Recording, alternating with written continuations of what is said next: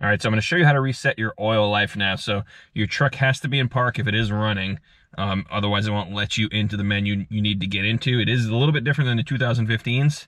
So all you do is you arrow out of whatever menu you were in, and you want to go to settings, and then you want to go to advanced settings, and then you want to go to vehicle, and then you'll see oil life reset. So all I'm doing is I'm hitting the right button over here, and you'll see we're at 37%, and then all you do is hit OK to reset your oil life. So you hold that until it goes back to 100%.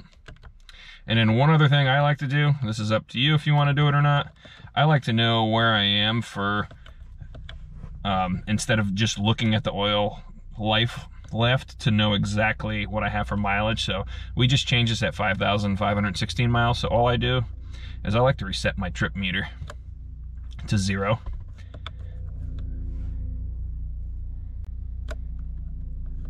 And that will let me know. All I have to do from my regular menu that I kind of sit in this one, I normally drive in the fuel economy display here. All I have to do is just hit the down button on here a couple times, and it'll bring me right to my trip meter, and then I'll know exactly what my mileage is on this particular oil change. So we're going to start the truck now and let it warm up for a minute, and we'll check for any leaks. Go ahead.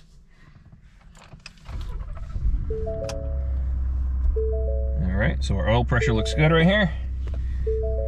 All right, and we're gonna let the truck run for a minute here, and we'll go check for any leaks underneath.